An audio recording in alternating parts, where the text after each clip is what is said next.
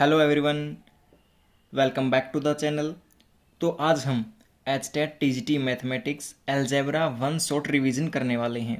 तो इस वीडियो में हम अलजेब्रा के कुछ इंपॉर्टेंट टॉपिक्स डिस्कस करेंगे और नेक्स्ट वीडियो में हम अलजेब्रा के कुछ इंपॉर्टेंट पीवाईक्यूज डिस्कस करेंगे।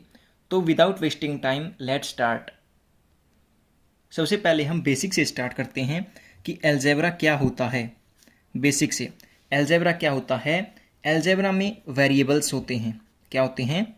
वेरिएबल्स, जैसे x है, y है, z है, ऐसे क्या होते हैं? वेरिएबल्स होते हैं। और उसमें कॉन्स्टेंट्स होते हैं। क्या होते हैं? कॉन्स्टेंट होते हैं। और उन दोनों पर क्या होता है? ऑपरेशन होते हैं। क्या होते हैं? ऑपरेशन। वेरिएबल और कॉन्स्टेंट के बीच में जो ऑपरेशन होते हैं, तो इन सब को क्या कहते हैं? हम अलजेब्रा कहते हैं। ये सब अलजेब्रा के अंडर आते हैं। तो समझ में आया कि अलजेब्रा क्या होता है। वेरिएबल और कांस्टेंट, उन पे ऑपरेशन अलजेब्रा में आते हैं। क्लियर है? तो अलजेब्रा में कुछ इंपॉर्टेंट आइडेंटिटीज होती हैं। अलजेब्रिक एक्सप्रेशन एंड आइडेंटिटीज बोलते हैं। जैसे पहला है x प्लस वाई का स्क्वायर। तो ये कुछ आइडेंटिटीज हैं जो एचटेट टीजीटी मैथ में एज इट इज आ जाती हैं। इन पे ऐसे कैसे क्या आता है? क्वेश्चंस आ जाते हैं।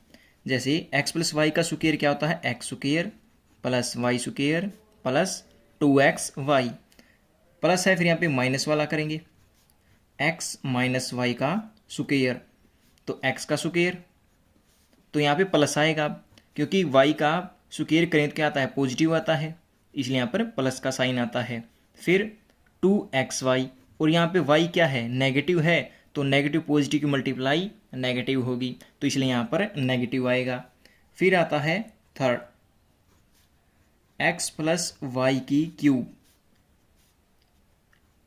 फर्स्ट की क्यूब प्लस सेकेंड का cube plus 3x square y plus 3xy square. ठीक है। फिर आते हैं माइनस वाला, इसका x माइनस वाई की क्यूब। तो यहाँ पे x की क्यूब। अब यहाँ पे देखिए y का यहाँ पे स्क्वायर किया था, तो इसलिए यहाँ पे साइन पॉजिटिव हो गया था। लेकिन यहाँ पे अब क्यूब है, तो यहाँ पे नेगेटिव ही रहेगा साइन। नेगेटिव y क्यूब क्यों रहेगा? क्योंकि किसी की पावर ओड है तो वहाँ पे नेगेटिव साइन है, यदि वह है तो नेगेटिव ही रहेगा। और यदि यहाँ पर इवन पावर है तो वो क्या रहेगा? नेगेटिव साइन पॉजिटिव हो जाता है। तो x cube minus y cube. अब यहाँ पे देखिए 3x स्क्वायर वाई, लेकिन यहाँ पे y क्या है? नेगेटिव है, तो यहाँ पे साइन नेगेटिव आएगा। फिर आता 3xy स्क्वायर। x पॉजिटिव है, ठीक है, y माइनस का है, लेकिन यहाँ पे क्या है? स्क्वायर कर दिया उसका, तो यहाँ पे प्लस का साइन आएगा। क्लियर है? अब आती है fifth identity, x square minus y square. ये क्या होती है? x माइनस वाई और x प्लस वाई। ठीक है। तो फिर आते हैं हम नेक्स्ट आइडेंटिटी पर, x plus Y plus z. तो यहाँ पे इसका स्क्वायर। तो हमने यहाँ पे 3 वेरिएबल्स लिए हैं। पहले क्या 2-2 वाले थे, अब 3 वाले हैं। फर्स्ट का स्क्वायर प्लस सेकंड का स्क्वायर प्लस थर्ड का स्क्वायर प्लस 2, और 2-2 की क्या होगी? मल्टीप्लाई होगी। जैसे 2xy, तो 2 सब में से कॉमन आ जाएगा, तो यहाँ पे xy plus yz plus zx। तो ये होगी अपनी 3 वेरिएबल्स के स्क्वायर वाली आइडेंटिटी। फिर आती हैं नेक्स्ट आइडेंटिटी है x cube minus y cube. तो यहाँ पे होगा x माइनस वाई लिखेंगे, x माइनस वाई, और फिर x square plus Y square plus x y. तो इसको हम ऐसे याद कर सकते हैं, x minus y as it is, फिर यहाँ पे x प्लस वाई का स्क्वायर को, लेकिन यहाँ पे 2 नहीं लगेगा, इसलिए ये x प्लस वाई का स्क्वायर तो नहीं होगा, लेकिन इसको हम ऐसे याद कर सकते हैं। ठीक है। फिर आता है x cube plus Y cube. तो इसमें क्या करना है? यहाँ पे x माइनस वाई था, तो यहाँ पे क्या x प्लस वाई है, तो यहाँ पे x प्लस वाई लिखेंगे, और फिर as it is x square plus Y square, लेकिन यहाँ पे माइनस आ जाएगा एक्स वाई पे। क्लियर है? तो ये है अपनी कुछ बेसिक आइडेंटिटीज। और एक और आइडेंटिटी होती है 9th आइडेंटिटी।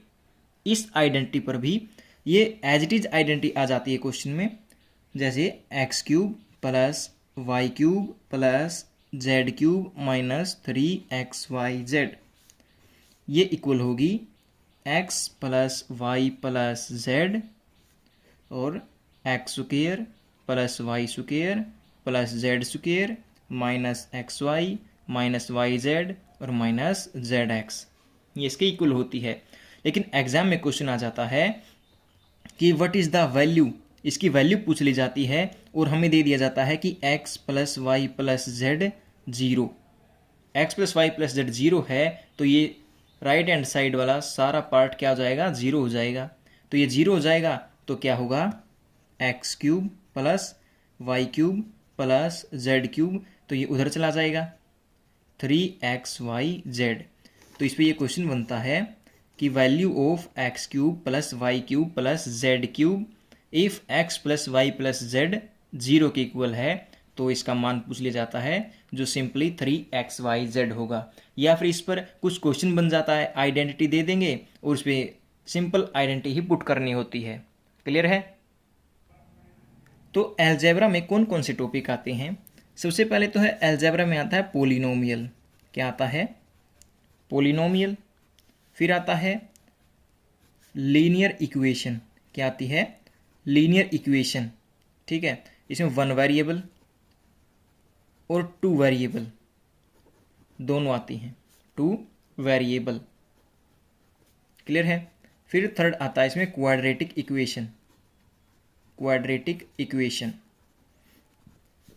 तो ये तीनों चैप्टर्स अलजेब्रा के अंडर आते हैं, तो हम इनको अभी डिस्कस करेंगे।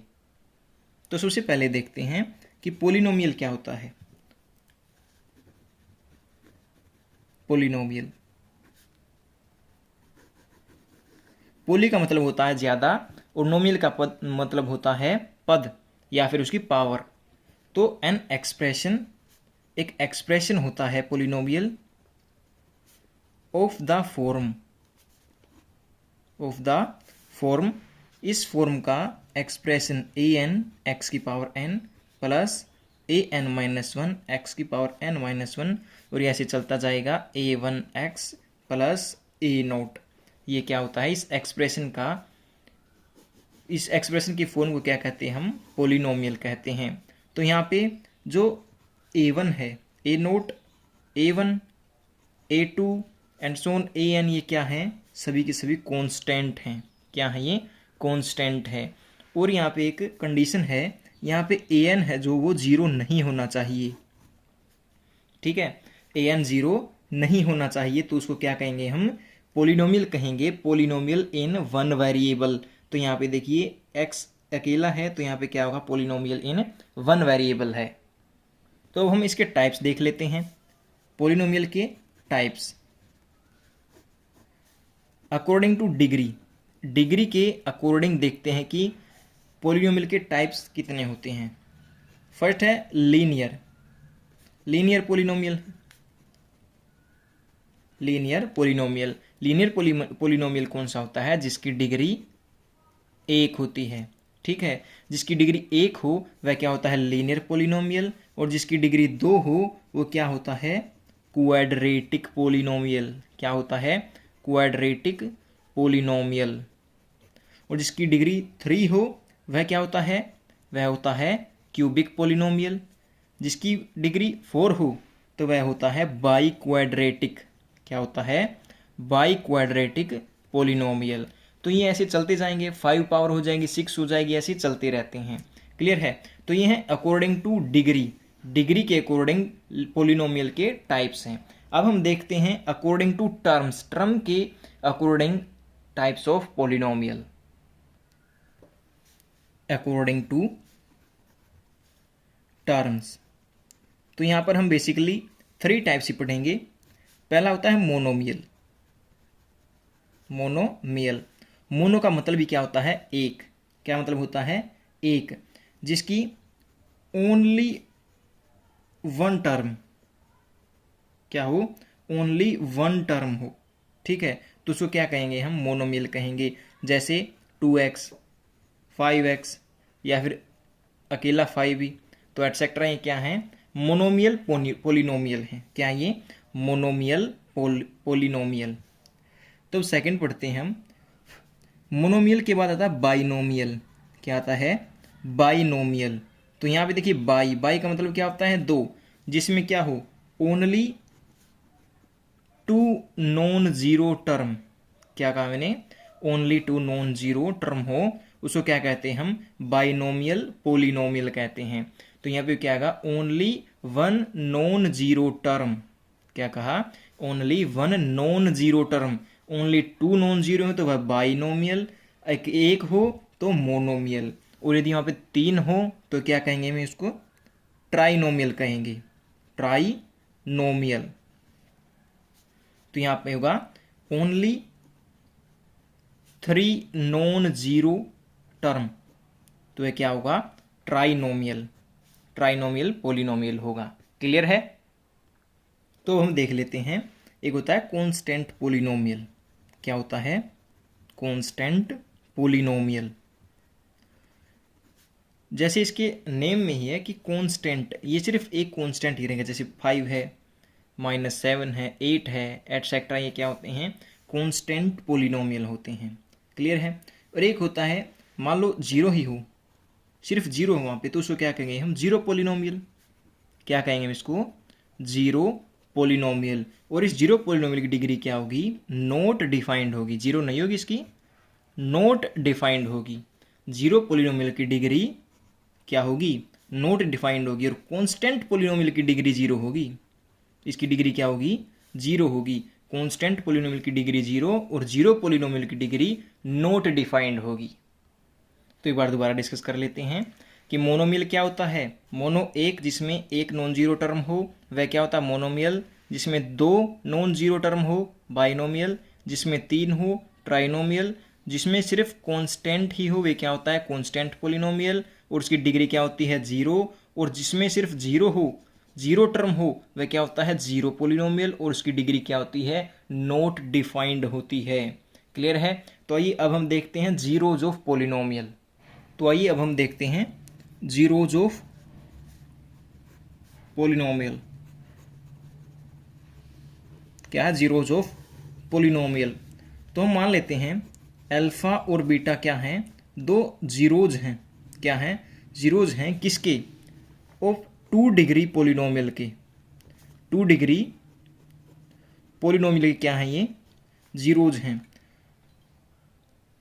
तो 2 डिग्री पोलिनोमियल की स्टैंडर्ड फॉर्म क्या होती है ax² + bx + c। ये क्या है सेकेंड डिग्री का पोलिनोमियल है। उसे इक्वल जीरो कर देते हैं तो ये क्या बन जाती है इक्वेशन बन जाती है। क्लियर है। तो उसके जो x का मान आएगा तो उसको क्या कहेंगे हम रूट्स कहेंगे। और यहाँ पे हम पोलिनोमियल के क्या होते हैं जीरोज और इक्वेशन के क्या होते हैं रूट्स होते हैं। तो आइए अब हम रिलेशन देख लेते हैं। Relation between zeros and coefficient of polynomial. Polynomial coefficient और relation between zeros and coefficient of polynomial देखते हैं। जैसे sum of zeros, sum of zeros क्या होगा -b/a और प्रोडक्ट क्या होगा अल्फा बीटा इक्वल होगा c/a के। क्लियर है। तो ये b क्या है कोफिशिएंट ऑफ x, ठीक है, और ये माइनस है। और ये a क्या है कोफिशिएंट ऑफ x²। और c क्या है कांस्टेंट टर्म है। क्लियर है। तो आइए अब हम देखते हैं यदि हमें जीरोस दिए हुए हैं तो हम पोलिनोमियल को कैसे कंस्ट्रक्ट कर सकते हैं। तो इसकी एक इक्वेशन होती है x² minus sum of zeros, sum of zeros into x plus product of zeros. तो ये क्या है सेकेंड डिग्री का पोलिनोमियल है। यदि हमें 2 जीरोज दिए होते हैं तो कह देता है कि सेकेंड डिग्री का पोलिनोमियल कंस्ट्रक्ट करो, तो हम इस फॉर्मूले से हम सेकेंड डिग्री पोलिनोमियल को बना सकते हैं। क्लियर है। अब चलते हैं हम 3 डिग्री पोलिनोमियल की तरफ।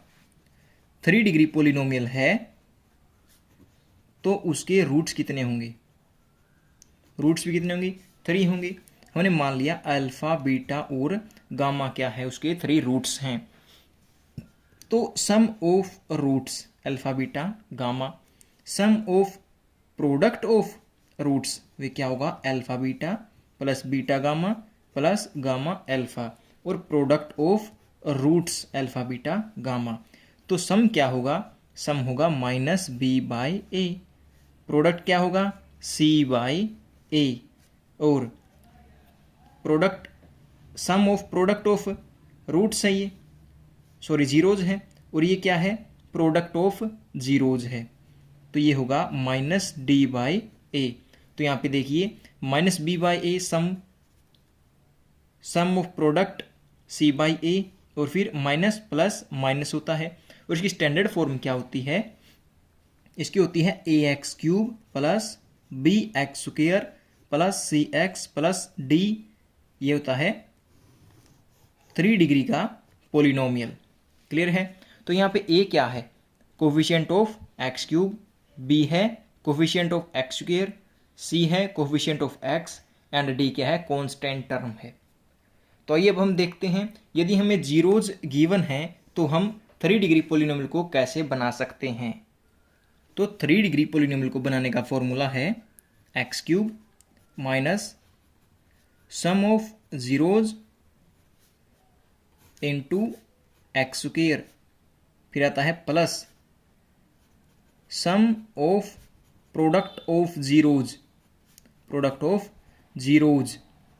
Into x minus constant. तो ये क्या होता है 3 डिग्री पोलिनोमियल को कंस्ट्रक्ट करने का फॉर्मूला है। तो यहाँ पे सम ऑफ जीरोज क्या है, सॉरी कांस्टेंट नहीं, यहाँ पे प्रोडक्ट आएगा, प्रोडक्ट ऑफ जीरोज क्या आएगा प्रोडक्ट ऑफ जीरोज। तो यहाँ पे देखिए sum of zeros alpha beta gamma, अभी मैंने पहले डिस्कस किया है। Sum of product of zeros क्या आएगा alpha beta plus beta gamma plus gamma alpha, और प्रोडक्ट क्या आएगा अल्फा बीटा गामा। क्लियर है। तो ये हम एक क्वेश्चन डिस्कस कर लेते हैं। एक क्वाड्रेटिक पोलिनोमियल है, क्वाड्रेटिक पोलिनोमियल क्या होता है A X square plus B X plus C, इस फॉर्म का होता है। तो एक quadratic polynomial has at most कितनी टर्म होती हैं, इस पोलिनोमियल में टर्म कितनी होंगी बताओ, कितनी टर्म होंगी, 2 होंगी या फिर 3 होंगी, टर्म कितनी होंगी इसमें 3 टर्म होंगी, जैसे 1 टर्म सेकेंड एंड थर्ड। तो क्या इसमें 3 टर्म हैं, और इसकी एटमोस्ट डिग्री कितनी होगी, डिग्री 2 होगी, और टर्म कितनी होंगी इसमें 3 होंगी। क्लियर है। तो अब चलते हैं हम लीनियर इक्वेशन की तरफ। तो हम देखते हैं लीनियर इक्वेशन,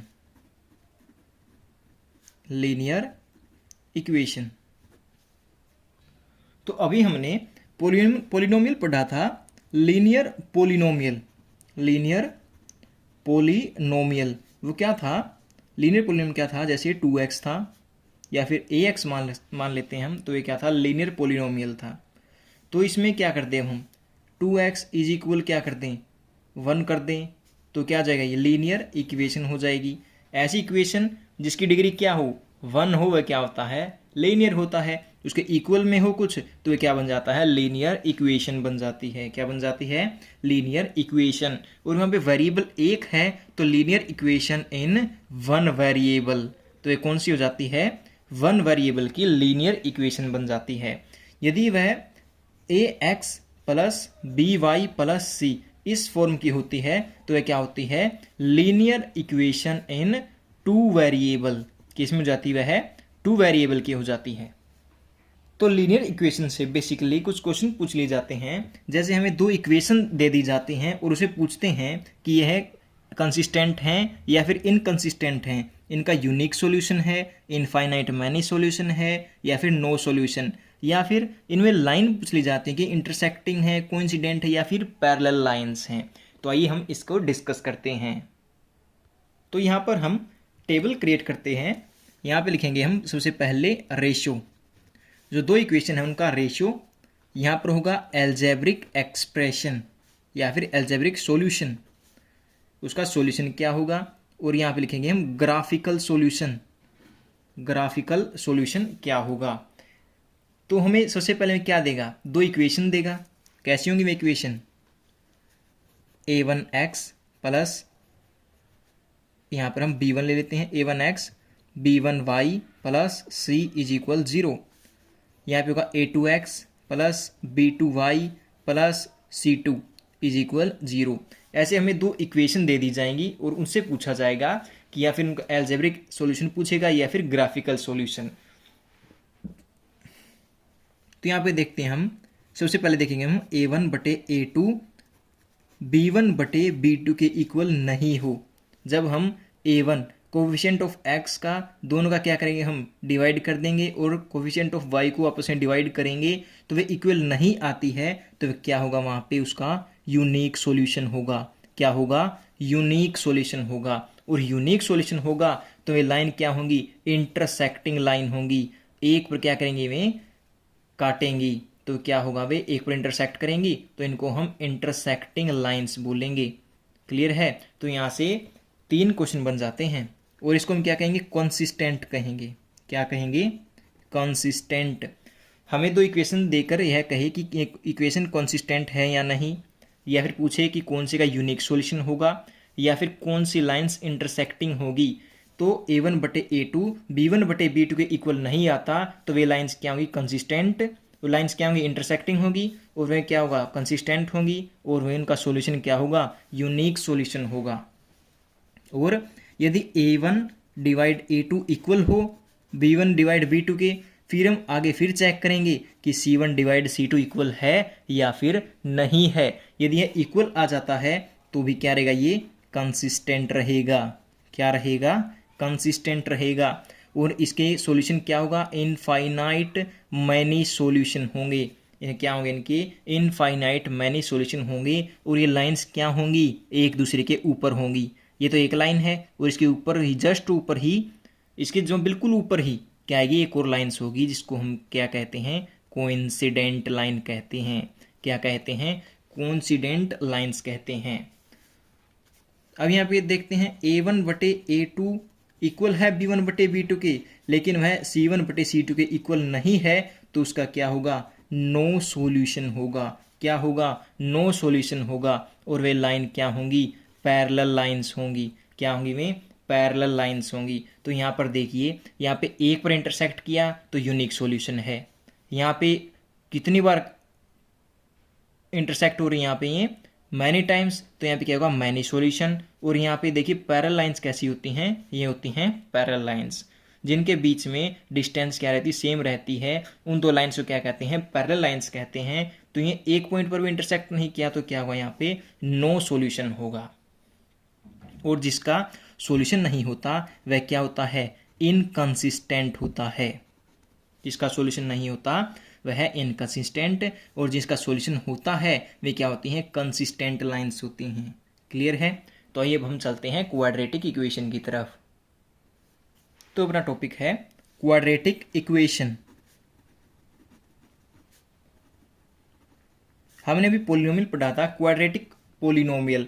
यदि उसके इक्वल में 0 कर देते हैं तो वह क्या बन जाता है, इक्वेशन बन जाती है। तो ax² + bx is equal c, क्या है, ये क्वाड्रेटिक इक्वेशन होती है। क्लियर है। और यहाँ पर a 0 नहीं हो सकता। ठीक है, a 0 नहीं हो सकता, क्योंकि a 0 हो गया तो ये क्या, क्वाड्रेटिक इक्वेशन नहीं रहेगी। ये कौन सी इक्वेशन होगी, ये लीनियर इक्वेशन बन जाएगी। और यहाँ पर b 0 हो तो क्या बनेगी, तो क्या हो जाएगा, ax² + c इज इक्वल 0। तो इसको क्या कहेंगे हम, प्योर क्वाड्रेटिक इक्वेशन कहेंगे। क्या कहेंगे इसको हम, प्योर क्वाड्रेटिक इक्वेशन। तो इस इक्वेशन को सोल्व करने के 2 तरीके होते हैं। जैसे एक तो कंप्लीटिंग स्क्वायर वाला, एक होता है बीच वाले की क्या करते हैं, फैक्टर करते हैं। इन दोनों के मल्टीप्लाई करके बीच वाले फैक्टर करते हैं। तो पहले हम कंप्लीटिंग स्क्वायर वाला फॉर्मूला डिस्कस करते हैं। तो कंप्लीटिंग स्क्वायर वाले में क्या किया जाता है, x का जो कोफिशिएंट होता है, x का जो कोफिशिएंट होता है उसका आधा करके और उसका स्क्वायर को क्या कर दिया जाता है, ऐड और सब्ट्रैक्ट कर दिया जाता है। क्या कर दिया जाता है, हाफ करके x के कोफिशिएंट को और उसका स्क्वायर करके ऐड और सब्ट्रैक्ट कर दिया जाता है। क्लियर है। तो इसको हम आगे अगली वीडियो में हम डिस्कस करेंगे अच्छे से, क्योंकि उसमें हम एग्जाम्पल्स भी PYQ भी क्या करेंगे, डिस्कस करेंगे। और एक पॉइंट और डिस्कस करते हैं यहाँ पे, यदि जो दो रूट्स होते हैं क्वाड्रेटिक इक्वेशन के, जो रूट्स होते हैं उनको यदि रेसिप्रोकल दे दे, क्या दे दे, रेसिप्रोकल टू ईच अदर, वे क्या हो, रेसिप्रोकल टू ईच अदर हो, तो वहाँ पे क्या होगा, ए सी के इक्वल होगा। क्या होगा वहाँ पे, जो ए है वो सी के इक्वल होगा। क्लियर है? तो आइए अब हम देख लेते हैं डिस्क्रिमिनेंट क्या होता है। डिस्क्रिमिनेंट, इससे क्या पता चलता है हमें, नेचर ऑफ रूट्स के बारे में पता चलता है। क्या पता चलता है, नेचर ऑफ रूट्स के बारे में। डिस्क्रिमिनेंट को हम डी से डिनोट करते हैं, या फिर हम इसको इसे डेल से भी डिनोट करते हैं। तो डी का मान क्या होता है, बी स्क्वेयर माइनस 4AC, ये होता है। क्लियर है? और एक फॉर्मूला होता है क्वाड्रेटिक इक्वेशन को सोल्व करने का, उसके रूट्स निकालने का, वह क्या होता है, x is equal minus b plus minus and root d divide by 2a। और d का मान क्या होता है, बी स्क्वेयर माइनस 4AC, यहाँ पे लिखा हुआ है। तो हम d निकाल कर हम रूट्स का नेचर पता कर सकते हैं कि रूट्स क्या हैं, रियल हैं, अनइक्वल हैं, इमेजिनरी हैं, तो ये हम पता कर सकते हैं। तो आइए देखते हैं, यदि d क्या हो, ग्रेटर देन इक्वल टू 0 हो, 0 के इक्वल या फिर उसके ग्रेटर हो, तो वह वहाँ पे क्या होगा, रूट्स क्या होंगे, रियल होंगे। रूट्स क्या होंगे, रियल। और सेकेंडली d केवल ग्रेटर देन 0 हो, तो वहाँ पे क्या होगा, रूट्स रियल तो होंगे एंड अनइक्वल होंगे, रियल एंड अनइक्वल होंगे। क्लियर है? और यदि d 0 के इक्वल हो तब क्या होगा, तो ये क्या होंगे, रियल और इक्वल रूट होंगे। वहां पे क्या होगा, रियल और इक्वल रूट।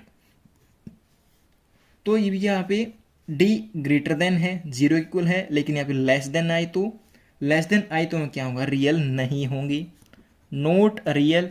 यदि रियल नहीं है तो क्या होगा, इमेजिनरी होगा। क्या होगा वह, इमेजिनरी। क्लियर है? और d ग्रेटर देन 0 है, d क्या है, ग्रेटर देन 0 है, और d क्या है, परफेक्ट स्क्वायर है। क्या है, परफेक्ट स्क्वायर है, तो रूट्स क्या होंगे, अनइक्वल एंड रैशनल होंगे। क्या होंगे, अनइक्वल एंड रैशनल होंगे। और यदि यहाँ पे d नॉट परफेक्ट स्क्वायर है, क्या है, नॉट परफेक्ट स्क्वायर, तो वहाँ पे क्या होगा, अपने जो रूट्स होंगे वे अनइक्वल तो होंगे, लेकिन उसके साथ साथ इरेशनल होंगे। क्या होंगे, इरेशनल होंगे, क्योंकि यहाँ पे d परफेक्ट स्क्वायर है तो ये रूट से बाहर निकल जाएगा। यदि नॉट परफेक्ट स्क्वायर है तो यहाँ पे अंडर रूट के अंदर ही रहेगा, जिससे वह क्या बन जाएगा, इरेशनल होगा। यदि बाहर आ जाता है तो वह रेशनल बन जाता है। क्लियर है? तो ये, अगर वीडियो हेल्पफुल लगी हो तो लाइक करें, कमेंट करें, अलजेब्रा डन चैनल सब्सक्राइब करें फॉर HTET TGT मैथ। ठीक है? तो मिलते हैं नेक्स्ट वीडियो में, जिसमें हम अलजेब्रा के PYQ डिस्कस करेंगे। Thank you.